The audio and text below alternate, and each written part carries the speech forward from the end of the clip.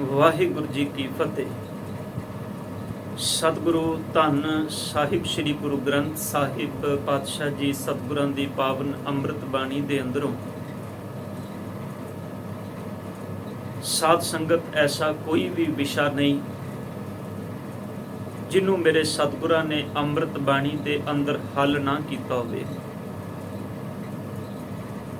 ਸਾਡੇ ਸਮਾਜ ਵਿੱਚ ਸੰਸਾਰ ਵਿੱਚ ਵਿਚਰਦਿਆਂ ਅਨੇਕਾਂ ਐਸੇ ਕਰਮ ਨੇ, ਅਨੇਕਾਂ ਐਸੇ ਵਿਸ਼ੇ ਨੇ ਜਿਨ੍ਹਾਂ ਤੇ ਬੰਦਾ ਅੱਜ ਵੀ ਧਰਮ ਦੀ ਦੁਨੀਆ ਦੇ ਅੰਦਰ ਬਹੁਤ ਉਲਝਣਾਂ ਦੇ ਵਿੱਚ ਜੀਂਦਾ ਹੈ।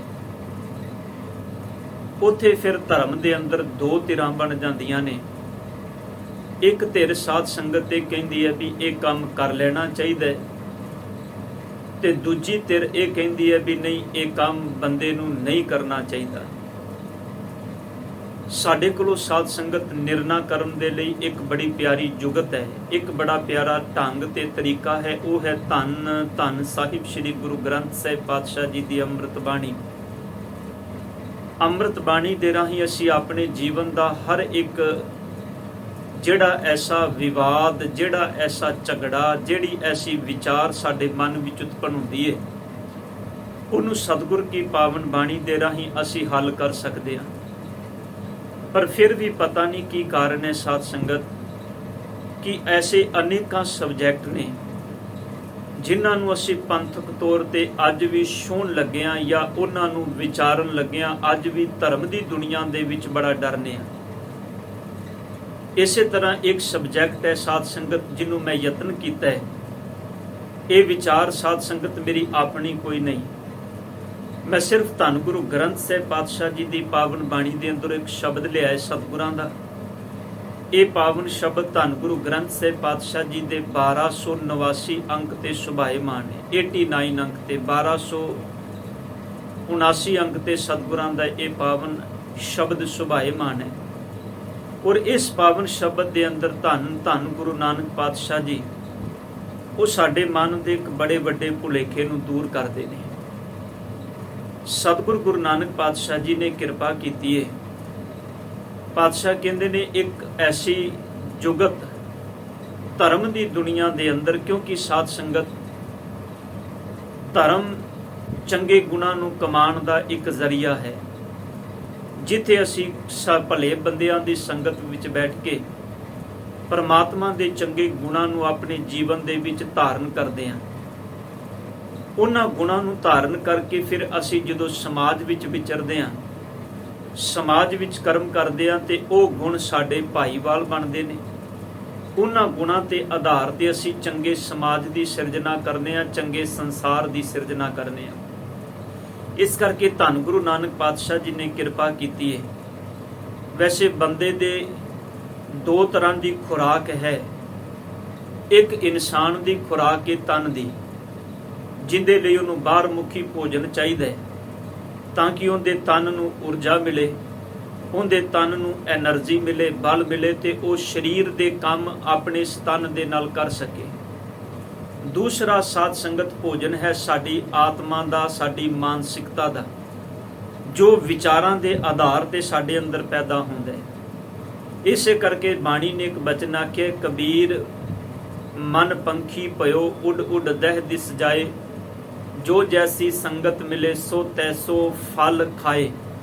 ਕਿ ਹੇ ਕਬੀਰ, ਇਹ ਮਨ ਇੱਕ ਪੰਛੀ ਦੀ ਤਰ੍ਹਾਂ ਜਿਹੜਾ ਸਾਰਾ ਦਿਨ ਅਨੇਕਾਂ ਤਰ੍ਹਾਂ ਦੇ ਰੁੱਖਾਂ ਤੇ ਜਾ ਕੇ ਬਹਿੰਦਾ ਹੈ। ਕਦੀ ਇਹ ਭਲੇ ਪੁਰਸ਼ਾਂ ਦੀ ਸੰਗਤ ਵਿੱਚ ਬਹਿੰਦਾ ਹੈ, ਕਦੀ ਕਿਸੇ ਮਾੜੇ ਬੰਦੇ ਦੀ ਸੰਗਤ ਇਹਨੂੰ ਮਿਲਦੀ ਹੈ, ਕਦੀ ਕਿਸੇ ਈਰਖਾਲੂ ਬੰਦੇ ਦੀ ਸੰਗਤ ਇਹਨੂੰ ਮਿਲਦੀ ਹੈ, ਕਦੀ ਕਿਸੇ ਕਾਮੀ ਬੰਦੇ ਦੀ ਸੰਗਤ ਇਹਨੂੰ ਮਿਲਦੀ ਹੈ, ਕਦੀ ਲੋਭੀ, ਕਦੀ ਅਹੰਕਾਰੀ ਬੰਦਿਆਂ ਦੀ ਸੰਗਤ ਵਿੱਚ ਇਹ ਮਨ ਬਹਿੰਦਾ ਹੈ। ਪਰ ਸਤਿਗੁਰ ਕਹਿੰਦੇ ਨੇ ਇਸ ਮਨ ਦੀ ਬਿਰਤੀ ਹੈ। ਇਹ ਮਨ ਜਿਹੋ ਜੇ ਰੁੱਖ ਤੇ ਬਹਿੰਦਾ ਹੈ ਉਹੋ ਜਿਹਾ ਇਹ ਫਲ ਖਾ ਲੈਂਦਾ ਹੈ, ਭਾਵ ਉਹੋ ਜਿਹਾ ਇਸ ਮਨ ਦਾ ਸੁਭਾਅ ਬਣ ਜਾਂਦਾ ਹੈ। ਇਸੇ ਕਰਕੇ ਸਤਿਗੁਰ ਨੇ ਕਿਰਪਾ ਕੀਤੀ ਹੈ। ਸਾਧ ਸੰਗਤ ਸਾਨੂੰ 2 ਵਕਤ ਦੀ ਸਤਿਗੁਰਾਂ ਨੇ ਸੰਗਤ ਰੋਜ਼ਾਨਾ ਬਖਸ਼ੀ ਹੈ।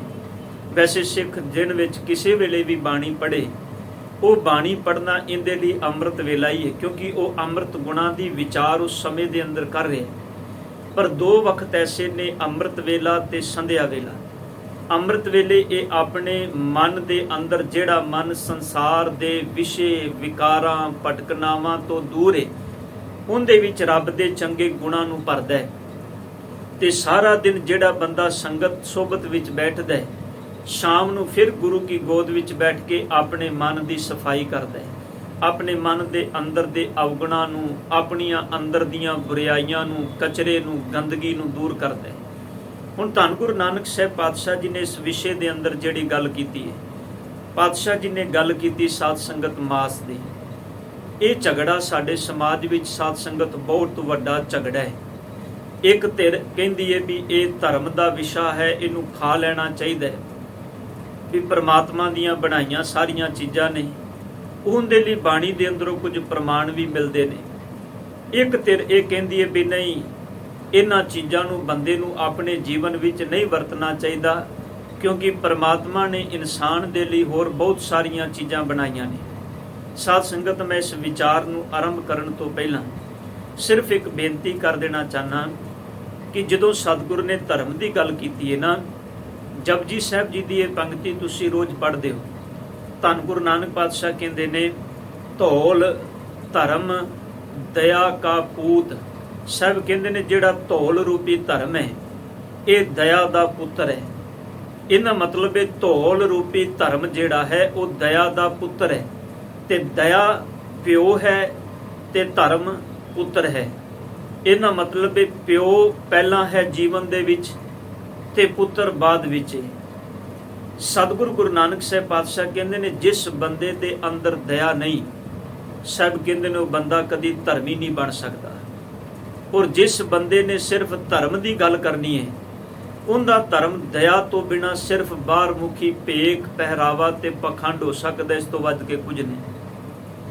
ਹੁਣ ਗੁਰੂ ਨਾਨਕ ਪਾਤਸ਼ਾਹ ਜੀ ਨੇ ਇਸ ਪਾਵਨ ਸ਼ਬਦ ਦੇ ਅੰਦਰ ਕਿਰਪਾ ਕੀਤੀ, ਧਰਮ ਦੇ ਇੱਕ ਪੁਜਾਰੀ ਨੂੰ ਮੁਖਾਤਬ ਹੋ ਕੇ ਸਵਾਲ ਕੀਤਾ ਹੈ। ਪਾਤਸ਼ਾਹ ਕਹਿੰਦੇ ਨੇ, ਮਾਸ ਮਾਸ ਕਰ ਮੂਰਖ ਝਗੜੇ। ਹੇ ਮੂਰਖ ਇਨਸਾਨ, ਤੂੰ ਮਾਸ ਮਾਸ ਦਾ ਝਗੜਾ ਕਰਦਾ ਹੈ। ਮੂਰਖਾਂ ਦਾ ਝਗੜਾ ਸਤਿਗੁਰੂ ਨੇ ਨੂੰ ਆਖਿਆ ਵੈਸੇ, ਕਿਉਂਕਿ ਸਾਧ ਸੰਗਤ ਜਿੱਥੋਂ ਤੱਕ ਸਰੀਰਕ ਖੁਰਾਕ ਦੀ ਗੱਲ ਹੈ, ਮੇਰੇ ਸਤਿਗੁਰੂ ਗੁਰੂ ਨਾਨਕ ਪਾਤਸ਼ਾਹ ਕਹਿੰਦੇ ਨੇ, ਸਰੀਰ ਦੀ ਖੁਰਾਕ ਬੰਦਾ ਆਪਣੀ ਮਰਜ਼ੀ ਨਾਲ ਚੂਜ਼ ਕਰਦਾ ਹੈ। ਸਾਧ ਸੰਗਤ, ਬਹੁਤੀਆਂ ਸੰਸਾਰ ਅੰਦਰ ਐਸੀਆਂ ਥਾਵਾਂ ਨੇ ਜਿੱਥੇ ਪੰਜਾਬ ਦੇ ਖਿੱਤੇ 'ਚੋਂ ਆਪਾਂ ਜਾਂਦੇ ਹਾਂ, ਇੱਥੇ ਆਪਾਂ ਨੂੰ ਹਰ ਤਰ੍ਹਾਂ ਦਾ ਅੰਨ ਮਿਲ ਜਾਂਦਾ ਹੈ।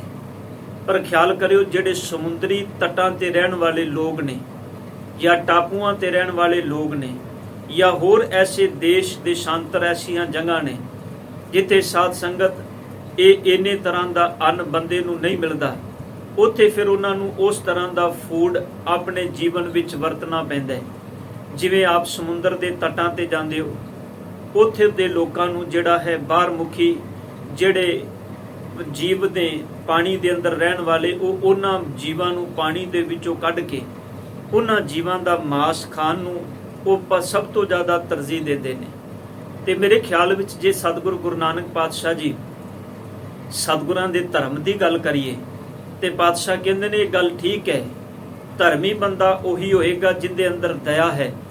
ਦਇਆ ਮਨੁੱਖੀ ਜੀਵਨ ਦਾ ਪਹਿਲਾ ਆਧਾਰ ਹੋਣਾ ਚਾਹੀਦਾ। ਮੈਂ ਫਿਰ ਬੇਨਤੀ ਕਰਦਿਆਂ, ਅਸਲ ਵਿੱਚ ਖਾਣਾ ਇਹ ਜਿਹੜਾ ਸਬਜੈਕਟ ਹੈ, ਇਹਨੂੰ ਸਤਿਗੁਰ ਦੀ ਇੱਕ ਪੰਕਤੀ ਵਿੱਚੋਂ ਆਪਾਂ ਸਮਝਣ ਦਾ ਯਤਨ ਕਰਨੇ ਆ। ਬਾਬਾ ਹੋਰ ਖਾਣਾ ਖੁਸ਼ੀ ਖਵਾਰ, ਜਿਤ ਖਾਧੈ ਤਨ ਪੀੜੀਐ ਮਨ ਮੈਂ ਚਲੈ ਵਿਕਾਰ। ਬਾਬਾ ਹੋਰ ਖਾਣਾ ਦਾ ਮਤਲਬ ਇਹ ਕਿ ਇਸ ਤਰ੍ਹਾਂ ਦਾ ਖਾਣਾ ਜਿਸ ਖਾਣੇ ਦੇ ਨਾਲ ਤਨ ਦੇ ਅੰਦਰ ਵਿਕਾਰ ਪੈਦਾ ਹੋਣ।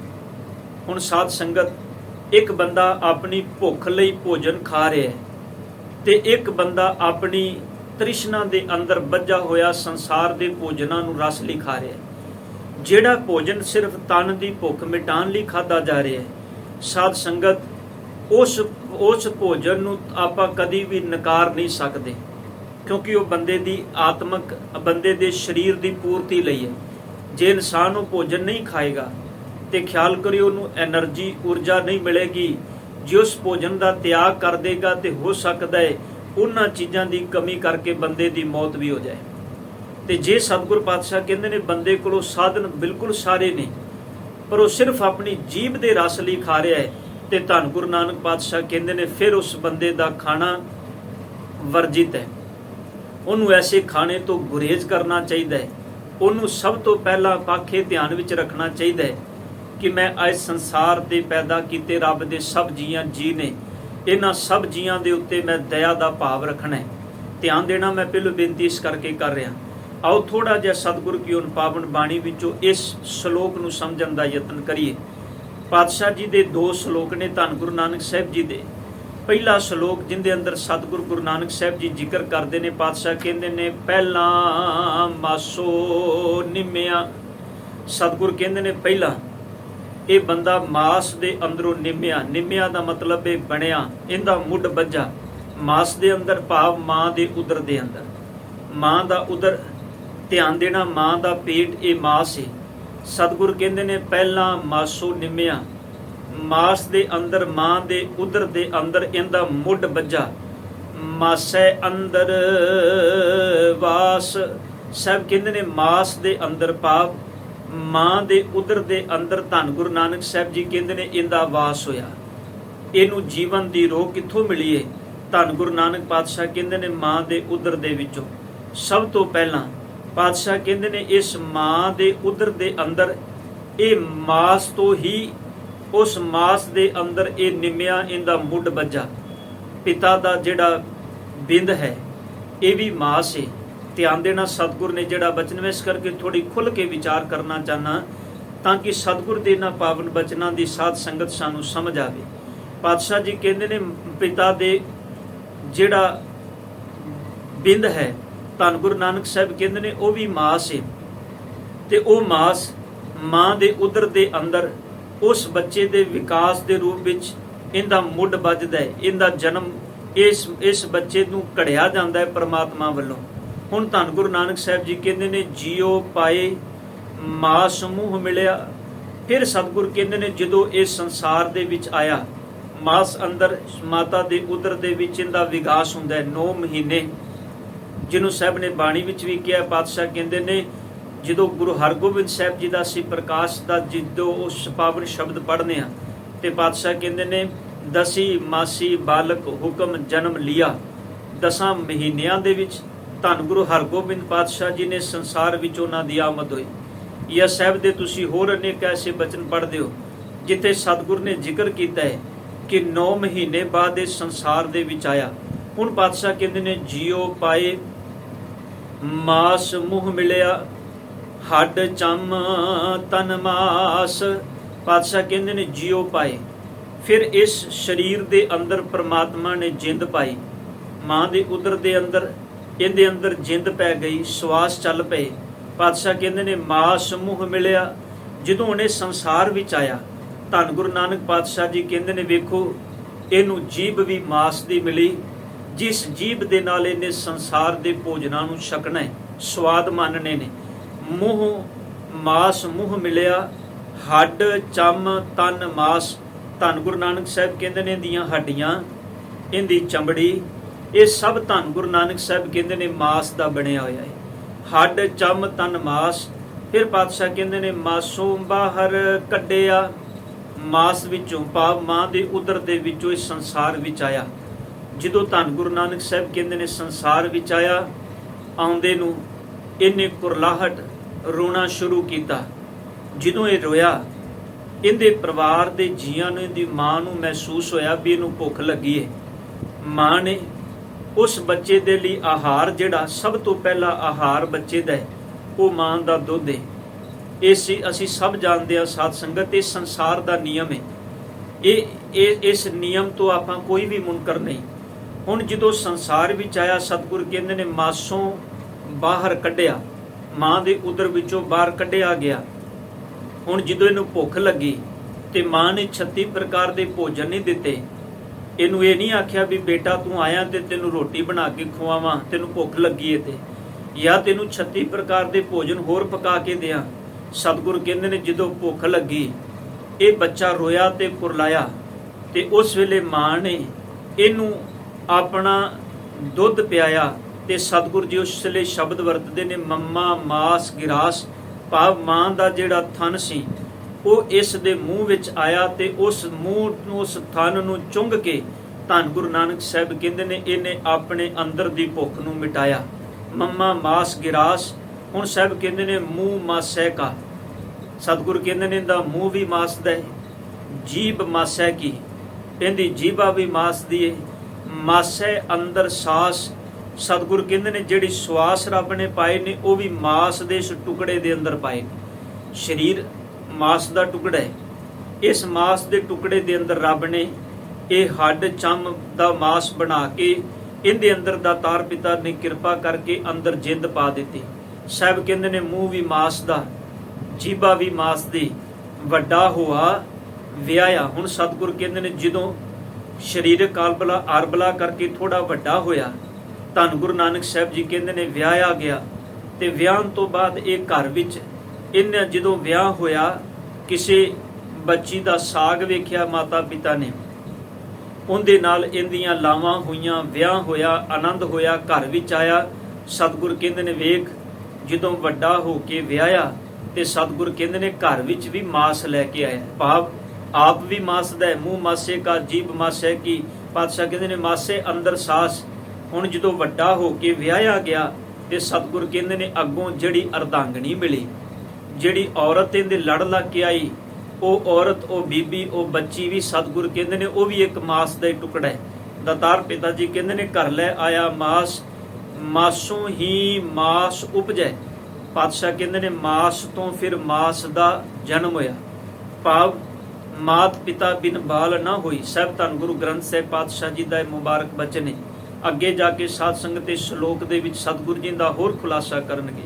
ਪਾਤਸ਼ਾਹ ਜੀ ਕਹਿੰਦੇ ਨੇ ਮਾਸੋਂ ਹੀ ਮਾਸ ਉਪਜੈ, ਇਸ ਸਰੀਰ ਤੋਂ, ਇਸ ਮਾਸ ਤੋਂ। ਹੁਣ ਜਦੋਂ ਇਹ ਦੋ ਮਾਸਾਂ ਦਾ ਮੇਲ ਹੋਇਆ ਤੇ ਦਾਤਾਰ ਪਿਤਾ ਜੀ ਕਹਿੰਦੇ ਨੇ ਇਹਦੇ ਤੋਂ ਫਿਰ ਮਾਸ ਦਾ ਜਨਮ ਹੋਇਆ। ਮਾਸੋ ਸਭੈ ਸਭੋ ਸਾਖ, ਤੇ ਜਿਹੜਾ ਮਾਸ ਦਾ ਜਨਮ ਹੋਇਆ ਉਹਦੇ ਹੁਣ ਜਿੰਨੇ ਸਾਖ ਸੰਬੰਧ ਜੁੜੇ, ਚਾਚੇ ਤਾਏ, ਮਾਮੇ ਮਾਮੀਆਂ, ਭਤੀਜੇ, ਜਿੰਨਾ ਵੀ ਸਾਖ ਜੁੜਿਆ, ਧੰਨ ਗੁਰੂ ਨਾਨਕ ਸਾਹਿਬ ਕਹਿੰਦੇ ਨੇ ਉਹ ਸਾਰੇ ਸਾਖ ਵੀ ਮਾਸ ਦੇ। ਸਤਿਗੁਰ ਮਿਲਿਆ, ਹੁਕਮ ਬੁੱਝੀਏ। ਆਹ ਗੱਲ ਸਮਝਣ ਵਾਲੀ ਹੈ। ਫਿਰ ਆਪਾਂ ਅਗਲੇ ਸ਼ਲੋਕ ਨੂੰ ਸਮਝਾਂਗੇ ਸਾਧ ਸੰਗਤ। ਪਾਤਸ਼ਾਹ ਕਹਿੰਦੇ ਨੇ ਜੇ ਸੱਚੇ ਸਤਿਗੁਰ ਦੀ ਸ਼ਰਨ ਇਹਨੂੰ ਮਿਲ ਜਾਏ, ਜੇ ਸੱਚੇ ਸਤਿਗੁਰ ਦੀ ਸ਼ਰਨ ਵਿੱਚ ਆ ਜਾਏ, ਫਿਰ ਇਹਨੂੰ ਪਰਮਾਤਮਾ ਦੇ ਹੁਕਮ ਦੀ ਸਮਝ ਆ ਜਾਂਦੀ। ਸਤਿਗੁਰ ਮਿਲਿਆ, ਹੁਕਮ ਬੁੱਝੀਏ ਤਾਂ ਕੋ ਆਵੇ ਰਾਸ। ਫਿਰ ਪਾਤਸ਼ਾਹ ਕਹਿੰਦੇ ਨੇ ਜਦੋਂ ਸਤਿਗੁਰ ਨੂੰ ਮਿਲ ਕੇ ਸੱਚੇ ਸਤਿਗੁਰ ਦੇ ਹੁਕਮ ਨੂੰ ਬੂਝ ਲਏਗਾ, ਧੰਨ ਗੁਰੂ ਨਾਨਕ ਪਾਤਸ਼ਾਹ ਜੀ ਕਹਿੰਦੇ ਨੇ ਫਿਰ ਇਹਨੂੰ ਸਮਝ ਆ ਜਾਏਗੀ ਪਰਮਾਤਮਾ ਦੀ ਰਜ਼ਾ ਦੀ, ਕਿ ਇਸ ਜਗਤ ਦੇ ਵਿੱਚ ਪਰਮਾਤਮਾ ਨੇ ਇਹ ਜੋ ਸਾਨੂੰ ਪੈਦਾ ਕੀਤਾ ਹੈ, ਜਿਹਨੂੰ ਪਾਤਸ਼ਾਹ ਕਹਿੰਦੇ ਨੇ ਉਸ ਪਰਮਾਤਮਾ ਦੀ ਰਜ਼ਾ ਦਾ ਸਮਝ ਆਣਾ ਕਿ ਸਤਿਗੁਰ ਮਿਲਿਆ ਤਾਂ ਬੂਝੀਏ ਤਾਂ ਕੋ ਆਵੇ ਰਾਸ। ਰਾਸ ਦਾ ਮਤਲਬ ਹੈ ਸਾਧ ਸੰਗਤ ਜੀ ਪੂੰਜੀ। ਫਿਰ ਇਹਨੂੰ ਸਮਝ ਆ ਜਾਂਦੀ ਹੈ ਵੀ ਸੰਸਾਰ ਦੇ ਵਿੱਚ ਜਿਹੜੀ ਮੇਰੇ ਨਾਲ ਨੇਪਰੇ ਚੜ੍ਹਨੀ ਹੈ ਉਹ ਪੂੰਜੀ ਕਿਹੜੀ ਹੈ, ਉਹ ਮਨ, ਉਹ ਧਨ ਕਿਹੜਾ ਹੈ। ਇਹ ਫਿਰ ਸੰਸਾਰ ਦੇ ਝਗੜਿਆਂ ਵਿੱਚ ਨਹੀਂ ਪੈਂਦਾ। ਧਿਆਨ ਦੇਣਾ, ਇਹ ਸੰਸਾਰ ਦੇ ਝਗੜੇ, ਅਸੀਂ ਤੇ ਇਹਨੂੰ ਸਤਿਗੁਰ ਕੀ ਬਾਣੀ ਨੂੰ ਸਮਝਿਆਂ ਤੋਂ ਬਿਨਾਂ ਸਾਧ ਸੰਗਤ ਅਸੀਂ ਇਸ ਵਿਸ਼ੇ ਨੂੰ ਬਹੁਤ ਵੱਡਾ ਝਗੜਾ ਬਣਾ ਦਿੱਤਾ ਹੈ। ਏਡਾ ਵੱਡਾ ਝਗੜਾ ਕਿ ਦੋ ਧਰਮ ਦੇ ਅੰਦਰ ਦੋ ਧੜੇ ਬਣ ਗਏ। ਉਹ ਦੋ ਧੜੇ ਹੁਣ ਇੱਕ ਦੂਜੇ ਨੂੰ ਭੰਡਣ ਤੇ ਲੱਗੇ ਹੋਏ ਨੇ, ਇੱਕ ਦੂਜੇ ਨੂੰ ਮਾੜਾ ਆਖਣ ਤੇ ਲੱਗੇ ਹੋਏ ਨੇ। ਪਰ ਸਤਿਗੁਰੂ ਗੁਰੂ ਨਾਨਕ ਪਾਤਸ਼ਾਹ ਜੀ ਦੀ ਵਿਚਾਰ ਦਾ ਹਰ ਥਾਂ ਤੇ ਅਸੀਂ ਖੰਡਨ ਕਰ ਜਾਂਦੇ ਹਾਂ। ਹਰ ਥਾਂ ਤੇ ਅਸੀਂ ਸਤਿਗੁਰੂ ਗੁਰੂ ਨਾਨਕ ਪਾਤਸ਼ਾਹ ਜੀ ਦੀ ਵਿਚਾਰਧਾਰਾ ਨੂੰ ਸਮਝਿਆਂ ਤੋਂ ਬਿਨਾਂ ਅਸੀਂ ਸੰਸਾਰ ਦੇ ਝਗੜਿਆਂ ਨੂੰ, ਵਾਦ ਵਿਵਾਦ ਨੂੰ ਅਸੀਂ ਤਰਜੀਹ ਦੇ ਦਿੰਦੇ ਹਾਂ। ਪਰ ਪਾਤਸ਼ਾਹ ਕਹਿੰਦੇ ਨੇ ਜਿਹਨੂੰ ਸੱਚਾ ਸਤਿਗੁਰ ਮਿਲ ਜਾਏ, ਫਿਰ ਇਹਨੂੰ ਪਰਮਾਤਮਾ ਦੇ ਹੁਕਮ ਦੀ ਸਮਝ ਆ ਜਾਏਗੀ ਤੇ ਇਹਨੂੰ ਪਤਾ ਲੱਗ ਜਾਏਗਾ ਵੀ ਇਹਦੇ ਨਾਲ ਨਿਭਣ ਵਾਲੀ ਪੂੰਜੀ ਕਿਹੜੀ ਹੈ। ਪਾਤਸ਼ਾਹ ਕਹਿੰਦੇ ਨੇ ਆਪ ਛੁੱਟੇ ਨੈ ਛੁੱਟੀ ਹੈ।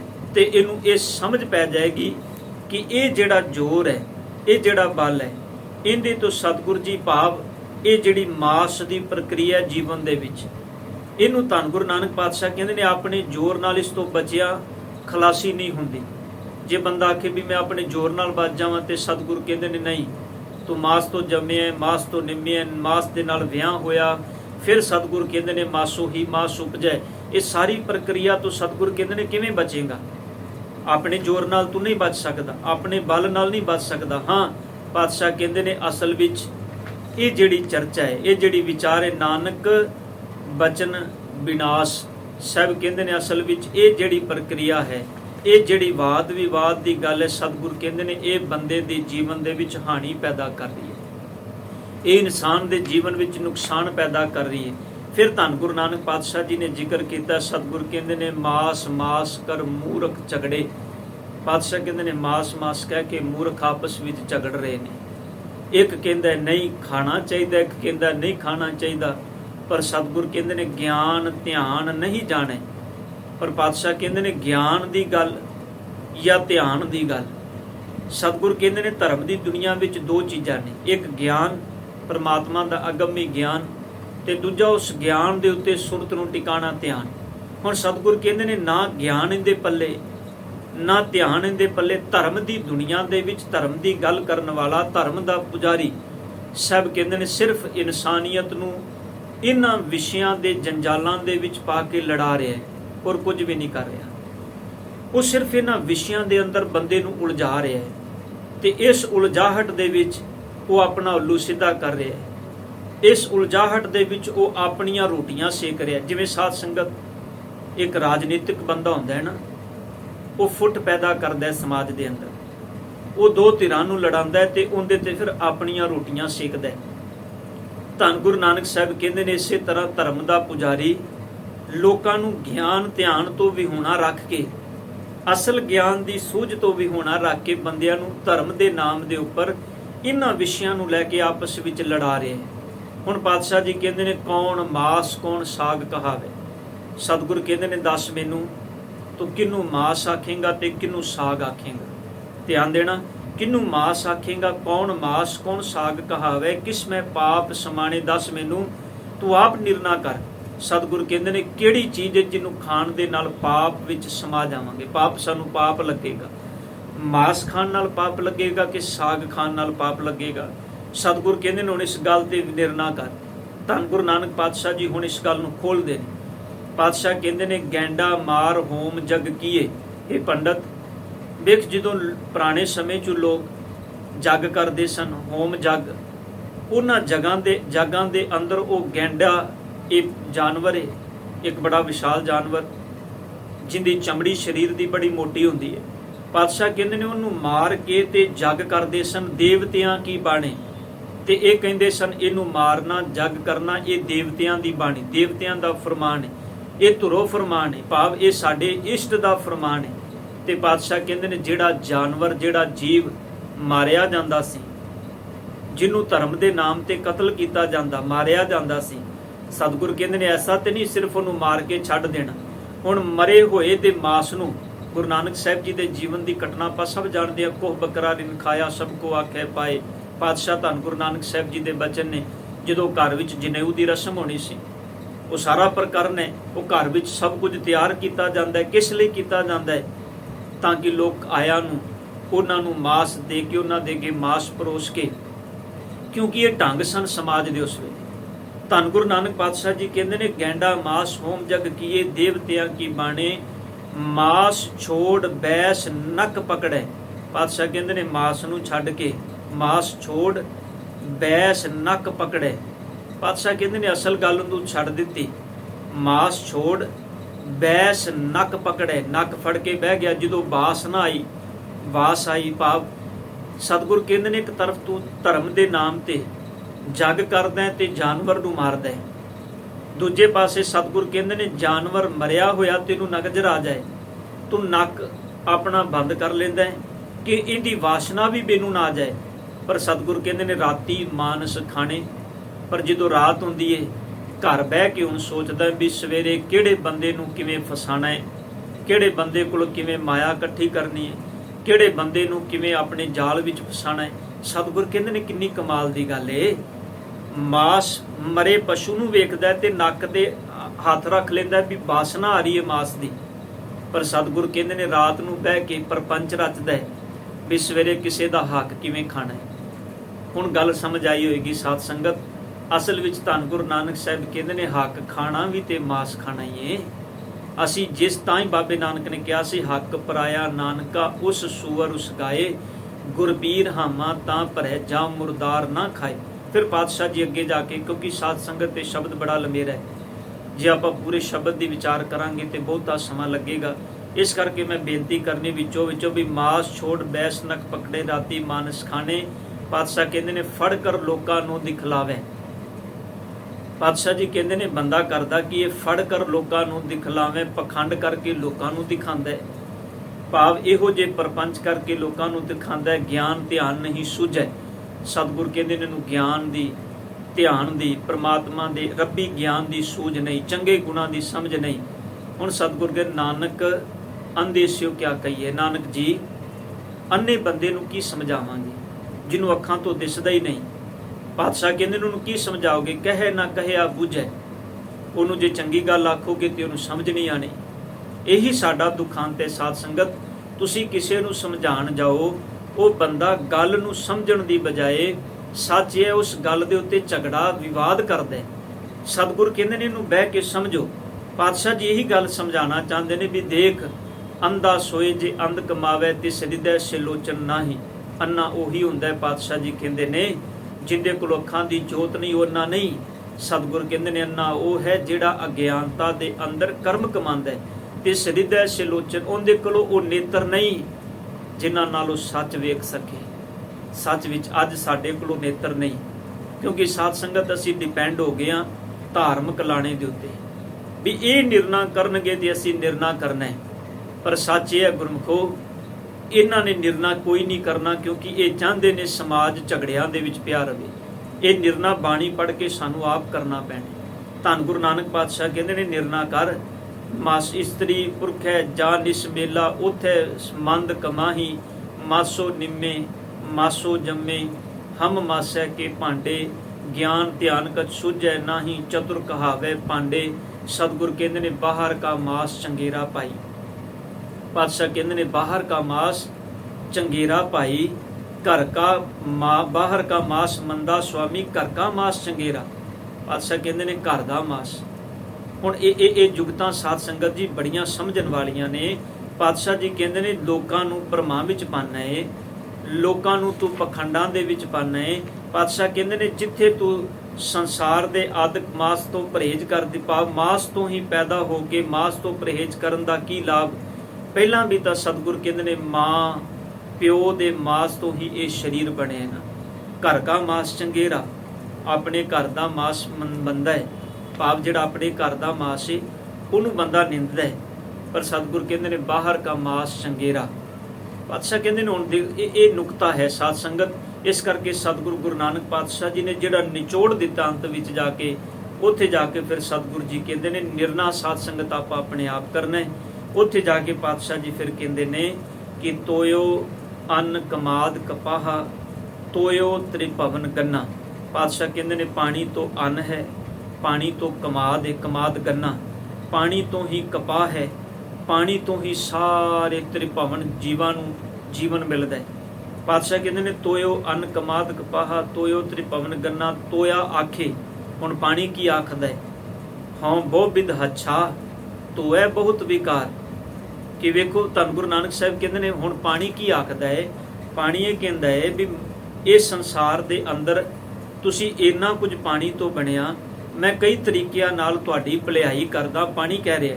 ਪਰ ਪਾਤਸ਼ਾਹ ਕਹਿੰਦੇ ਨੇ ਜੀਵ ਦੇ ਪਾਲਣ ਲਈ ਕਈ ਤਰੀਕਿਆਂ ਦੀ ਖੁਰਾਕ ਤੇ ਪੁਸ਼ਾਕ ਪੈਦਾ ਕਰਨਾ, ਇਹ ਸਾਰੀਆਂ ਤਬਦੀਲੀਆਂ ਭਾਵ ਬੇਅੰਤ ਕਿਸਮਾਂ ਦੇ ਪਦਾਰਥ ਪਾਣੀ ਵਿੱਚ ਹੀ ਨੇ। ਇਹ ਸਭ ਪਾਣੀ ਦੇ ਵਿੱਚ ਉਤਪਤੀ ਹੈ ਨਾ। ਹੁਣ ਪਾਣੀ ਨੂੰ ਇਹਨਾਂ ਸਭ ਚੀਜ਼ਾਂ ਨਾਲੋਂ ਵੱਖ ਕਰ ਦਿਓ, ਨਾ ਕਮਾਦ ਨਾ ਅੰਨ ਨਾ ਕਪਾਹ, ਕੋਈ ਵੀ ਚੀਜ਼ ਨਹੀਂ। ਹੁਣ ਸਤਿਗੁਰ ਕਹਿੰਦੇ ਨੇ ਸਭ ਪਾਣੀ ਤੋਂ ਹੀ ਹੈ। ਇਹਦਾ ਮਤਲਬ ਹੈ ਪਹਿਲਾ ਪਾਣੀ ਜਿਉ ਹੈ ਜਿਤ ਹਰਿਆ ਸਭ ਕੋਈ। ਸਤਿਗੁਰ ਕਹਿੰਦੇ ਨੇ ਜੇ ਤੂੰ ਇਹਨਾਂ ਚੀਜ਼ਾਂ ਦਾ ਤਿਆਗ ਕਰਨਾ ਹੈ ਤੇ ਫਿਰ ਤੂੰ ਪਾਣੀ ਦਾ ਵੀ ਤਿਆਗ ਕਰ, ਕਿਉਂਕਿ ਪਾਣੀ ਵੀ ਜਿਉ ਹੈ, ਕਿਉਂਕਿ ਜਿਉ ਹੀ ਦੂਜੇ ਨੂੰ ਜੀਵਨ ਦੇ ਰਿਹਾ। ਪਾਣੀ ਦੇ ਅੰਦਰ ਜੀਵਨ ਹੈ ਤੇ ਦੂਜੇ ਨੂੰ ਜੀਵਨ ਦੇ ਰਿਹਾ ਨਾ। ਹੁਣ ਧੰਨ ਗੁਰੂ ਨਾਨਕ ਸਾਹਿਬ ਕਹਿੰਦੇ ਨੇ ਪਾਣੀ ਦੇ ਅੰਦਰ ਜੀਵਨ ਹੈ, ਦੂਜੇ ਨੂੰ ਜੀਵਨ ਦੇ ਰਿਹਾ। ਇਸੇ ਕਰਕੇ ਸਤਿਗੁਰ ਕਹਿੰਦੇ ਨੇ ਇਹਨਾਂ ਚੀਜ਼ਾਂ ਕਰਕੇ ਬੰਦਿਆ ਝਗੜੇ ਵਿੱਚ ਨਾ ਪੈ, ਬਹੁਤੇ ਵਿਕਾਰ ਨਾ ਇਕੱਠੇ ਕਰ, ਵਾਦ ਵਿਵਾਦ ਝਗੜਿਆਂ ਦੇ ਵਿੱਚ ਨਾ ਪੈ। ਅਸਲ ਗੱਲ ਸਤਿਗੁਰ ਕਹਿੰਦੇ ਨੇ ਆਪਣੇ ਅੰਦਰ ਦਇਆ ਨੂੰ ਪੈਦਾ ਕਰ। ਵੇਖ ਜਿੱਥੇ ਜ਼ਰੂਰਤ ਹੈ, ਕਿਉਂਕਿ ਪਹਿਲਾ ਕਰਮ ਸਿੱਖ ਦੇ ਅੰਦਰ ਦਇਆ ਦਾ ਹੈ ਸਾਧ ਸੰਗਤ। ਜਿੰਦੇ ਅੰਦਰ ਦਇਆ ਆ ਗਈ ਉਹ ਫਿਰ ਧਰਮ ਵਾਲੇ ਪਾਸੇ ਜਾਂਦਾ ਹੈ। ਤੇ ਦਇਆ ਕਿਤੇ ਵੀ ਇਹ ਨਹੀਂ ਕਹਿੰਦੀ ਤੂੰ ਜੀਆਂ ਦਾ ਕਾਣ ਕਰ। ਸਤਿਗੁਰ ਨੇ ਇੱਥੇ ਦੋ ਪੱਖ ਰੱਖੇ ਨੇ ਬਾਣੀ ਵਿੱਚ। ਪਾਤਸ਼ਾਹ ਕਹਿੰਦੇ ਨੇ ਜਿੱਥੇ ਜ਼ਰੂਰਤ ਹੈ, ਜਿੱਥੇ ਤੁਹਾਡੇ ਕੋਲ ਕੋਈ ਹੋਰ ਹਿੱਲਾ ਨਹੀਂ ਪਾਤਸ਼ਾਹ, ਕਿਉਂਕਿ ਖੁਰਾਕ ਸਰੀਰ ਦੀ એનર્ਜੀ ਲਈ ਹੈ, ਉੱਥੇ ਤੁਸੀਂ ਨਹੀਂ ਖਾਓਗੇ ਤੇ ਮਰ ਜਾਓਗੇ, ਉੱਥੇ ਤੁਹਾਡੀ ਜ਼ਰੂਰਤ ਹੈ। ਪਰ ਜਿੱਥੇ ਸਤਿਗੁਰ ਕਹਿੰਦੇ ਨੇ ਸਿਰਫ ਬੰਦਾ ਸਵਾਦ ਲਈ ਇਹਨਾਂ ਚੀਜ਼ਾਂ ਨੂੰ ਵਰਤਦਾ ਹੈ, ਧੰਨ ਗੁਰੂ ਨਾਨਕ ਸਾਹਿਬ ਕਹਿੰਦੇ ਨੇ ਸਵਾਦ ਲਾਣਾ, ਸਵਾਦ ਲਈ ਇਹਨਾਂ ਚੀਜ਼ਾਂ ਨੂੰ ਨਾ ਵਰਤ, ਕਿਉਂਕਿ ਇਹਨਾਂ ਚੀਜ਼ਾਂ ਦੇ ਅੰਦਰ ਵੀ ਜੀਵਨ ਹੈ। ਇਹਨਾਂ ਪਸ਼ੂਆਂ ਦੇ ਅੰਦਰ ਤਾਂ ਹੀ ਸਤਿਗੁਰ ਨੇ ਬਾਣੀ ਵਿੱਚ ਆਖਿਆ ਸੀ, ਜੋ ਸਭ ਮੈਂ ਏਕ ਖੁਦਾਏ ਕਹਿਤ ਹੋ ਤੋ ਕਿਉ ਮੁਰਗੀ ਮਾਰੇ। ਨਿਰਣਾ ਸਾਧ ਸੰਗਤ ਜੀ ਆਪਾਂ ਸਾਰਿਆਂ ਨੇ ਕਰਨਾ ਹੈ, ਪਰ ਇੱਕ ਗੱਲ ਚੇਤੇ ਰੱਖਣੀ ਹੈ, ਸਤਿਗੁਰ ਕਹਿੰਦੇ ਨੇ ਦਇਆ ਤੋਂ ਬਿਨਾ ਧਰਮ ਨਹੀਂ। ਦਇਆ ਅਸੀਂ ਹਰ ਜੀਵ ਤੇ ਕਰਨੀ ਹੈ, ਪਸ਼ੂ ਪੰਛੀ ਹਰ ਜੀਵ ਤੇ। ਜੇ ਸਾਡੇ ਕੋਲੋਂ ਰੱਬ ਦੇ ਬਣਾਏ ਸਾਰੇ ਸਾਧਨ ਨੇ, ਅਸੀਂ ਉਹਨਾਂ ਨੂੰ ਜੀਵਨ ਵਿੱਚ ਵਰਤੀਏ। ਜਿੱਥੇ ਜ਼ਰੂਰਤ ਹੈ, ਮੈਂ ਫਿਰ ਬੇਨਤੀ ਕਰਦੇ ਹਾਂ ਸਾਧ ਸੰਗਤ, ਕਿਉਂਕਿ ਤਨ ਦੀ ਖੁਰਾਕ ਭੋਜਨ ਸਰੀਰ ਦੀ એનર્ਜੀ ਲਈ ਹੈ। ਜਿਵੇਂ ਮਨ ਨੂੰ ਚੰਗੀ ਖੁਰਾਕ ਚਾਹੀਦੀ ਹੈ, ਚੰਗੇ ਵਿਚਾਰ ਚਾਹੀਦੇ ਨੇ ਤਾਂ ਕਿ ਮਤ ਹੋਰ ਉੱਚੀ ਹੋ ਜਾਏ। ਮਤ ਨੂੰ ਚੰਗੀ ਖੁਰਾਕ ਚਾਹੀਦੀ ਹੈ ਵਿਚਾਰਾਂ ਦੀ। ਜੇ ਮਤ ਨੂੰ ਮਾੜੀ ਖੁਰਾਕ ਮਿਲੇ, ਮਤ ਮੈਲੀ ਹੋ ਜਾਂਦੀ ਹੈ। ਸਤਿਗੁਰ ਕਹਿੰਦੇ ਨੇ ਜੇ ਸਰੀਰ ਨੂੰ ਮਾੜੀ ਖੁਰਾਕ ਮਿਲੇ ਤੇ ਸਰੀਰ ਮੈਲਾ ਹੁੰਦਾ ਹੈ। ਮਾੜੀ ਖੁਰਾਕ ਦਾ ਮਤਲਬ ਇਹ ਹੈ ਕਿ ਹੈ ਸਭ ਕੁਝ, ਪਰ ਫਿਰ ਵੀ ਇਸ ਪਾਸੇ ਜਾਣਾ ਵੀ ਨਹੀਂ। ਰਸ ਬਣ ਗਿਆ ਜੀਵਨ ਦਾ। ਸਤਿਗੁਰ ਕਹਿੰਦੇ ਨੇ ਰਸ ਨਾ ਬਣੇ। ਪਹਿਲਾ ਤੇਰੇ ਜੀਵਨ ਦਾ ਧਰਮ ਹੈ ਸਭ ਜੀਆਂ ਦੇ ਉੱਪਰ ਦਇਆ ਕਰਨੀ। ਜਦੋਂ ਦਇਆ ਕਰਨੀ ਸਿੱਖ ਜਾਏਗਾ, ਫਿਰ ਧੰਨ ਗੁਰੂ ਨਾਨਕ ਪਾਤਸ਼ਾਹ ਜੀ ਕਹਿੰਦੇ ਨੇ ਤੈਨੂੰ ਸਮਝ ਆਏਗੀ ਕਿ ਹਰ ਜੀਵ ਦੇ ਅੰਦਰ ਹੀ ਜੀਵਨ ਹੈ। ਪਰ ਸਤਿਗੁਰ ਕਹਿੰਦੇ ਨੇ ਜਿੱਥੇ ਜ਼ਰੂਰਤ ਹੈ, ਮੈਂ ਪਹਿਲੋਂ ਵੀ ਬੇਨਤੀ ਕੀਤੀ, ਕਈ ਐਸੀਆਂ ਥਾਵਾਂ, ਕਈ ਐਸੀਆਂ ਜਗ੍ਹਾ ਨੇ ਸਾਧ ਸੰਗਤ, ਜਿੱਥੇ ਨਾ ਜੀਆਂ ਦਾ ਆਹਾਰ ਬਣਾਉਣਾ ਬੰਦੇ ਦੀ ਮਜਬੂਰੀ ਹੈ, ਉਹਦੇ ਕੋਲ ਸਾਧਨ ਨਹੀਂ। ਜੇ ਉਹ ਆਖੇ ਵੀ ਮੈਂ ਗੁਰੂ ਨਾਨਕ ਦੀ ਸਿੱਖੀ ਨੂੰ ਧਾਰਨ ਕਰਨਾ ਹੈ, ਤੇ ਖਿਆਲ ਕਰਿਓ ਫਿਰ ਉਹ ਤੇ ਮਰ ਜਾਏਗਾ ਨਾ, ਉਹ ਤੇ ਜੀਵਨ ਨਹੀਂ ਜਿਉ ਸਕੇਗਾ। ਧੰਨ ਗੁਰੂ ਨਾਨਕ ਸਾਹਿਬ ਕਹਿੰਦੇ ਨੇ ਜੇ ਜੀਵਨ ਜਿਉਣਾ ਹੈ ਤੇ ਆਪਣੇ ਅੰਦਰ ਦਇਆ ਪੈਦਾ ਕਰ। ਦਇਆ ਦੇ ਨਾਲ ਹੀ ਧਰਮ ਦੀ ਪੈਦਾਇਸ਼ ਹੈ। ਸਤਿਗੁਰੂ ਗੁਰੂ ਨਾਨਕ ਪਾਤਸ਼ਾਹ ਜੀ ਕਿਰਪਾ ਕਰਨ। ਸਾਧ ਸੰਗਤ ਇਸ ਵਿਸ਼ੇ ਨੂੰ ਸਮਝ ਕੇ ਸੁਣ ਕੇ ਕਿਰਪਾ ਕਰਨਾ ਜ਼ਰੂਰ। ਦਾਸ ਨੂੰ ਹੋਰ ਵੀ ਜਿਹੜੀ ਹੈ, ਕਿਉਂਕਿ ਸੰਪਰਕ ਕਰਨਾ, ਹੋਰ ਜਿਹੜੀਆਂ ਗੱਲਾਂ ਨੇ ਇਹਦੇ ਅੰਦਰੋਂ, ਕਿਉਂਕਿ ਇਹ ਸਿਰਫ ਮੈਂ ਗੁਰਬਾਣੀ ਦੇ ਅੰਦਰੋਂ ਬੇਨਤੀ ਕੀਤੀ। ਸਾਧ ਸੰਗਤ ਆਪਣੇ ਮਨ ਨਾਲ ਅਸੀਂ ਜਿੰਨੀਆਂ ਮਰਜ਼ੀ ਤਕਰੀਰਾਂ ਕੱਢਦੇ ਰਹੀਏ, ਨਹੀਂ ਆ ਚੰਗਾ ਆ ਮਾੜਾ, ਆ ਚੰਗਾ ਆ ਮਾੜਾ, ਪਰ ਸਿਰਫ ਗੁਰਬਾਣੀ ਦੇ ਆਧਾਰ ਤੇ ਮੈਂ ਗੱਲ ਕੀਤੀ ਹੈ। ਹੋਰ ਕੋਈ ਗੱਲ ਸਾਧ ਸੰਗਤ ਹੋਵੇ ਤੇ ਦਾਸ ਨੂੰ ਜ਼ਰੂਰ ਆਪ ਸੰਪਰਕ ਕਰਨਾ, ਤਾਂ ਕਿ ਇਹਨਾਂ ਗੱਲਾਂ ਨੂੰ ਮੈਂ ਹੋਰ ਸੰਗਤ ਦੇ ਸਾਹਮਣੇ ਬੇਨਤੀ ਰੂਪ ਵਿੱਚ ਹੋਰ ਸੰਗਤਾਂ ਦੇ ਸਾਹਮਣੇ ਵੀ ਬੇਨਤੀ ਕਰ ਸਕਾਂ ਕਿ ਆਪਾਂ ਇਹਨਾਂ ਚੀਜ਼ਾਂ ਕਰਕੇ ਝਗੜੀਏ ਨਾ। ਸਤਿਗੁਰ ਦੇ ਉਪਦੇਸ਼ ਨੂੰ ਜੀਵਨ ਦਾ ਆਧਾਰ ਬਣਾਈਏ। ਸਾਰਾ ਦਿਨ ਪਤਾ ਨਹੀਂ ਕਿੰਨਿਆਂ ਦਾ ਹੱਕ ਖਾਂਦੇ ਆ, ਕਿੰਨੇ ਗਰੀਬਾਂ ਨੂੰ ਉਹਨਾਂ ਦਾ ਹੱਕ ਮਾਰਨੇ ਆ। ਵੱਡੀਆਂ ਵੱਡੀਆਂ ਨੌਕਰੀਆਂ ਕਰਦੇ ਆ, ਤਨਖਾਹਾਂ ਲੈਂਦਿਆਂ ਵੀ ਰਿਸ਼ਵਤਾਂ ਆਪਾਂ ਨਹੀਂ ਛੱਡਣਾ ਚਾਹੁੰਦੇ।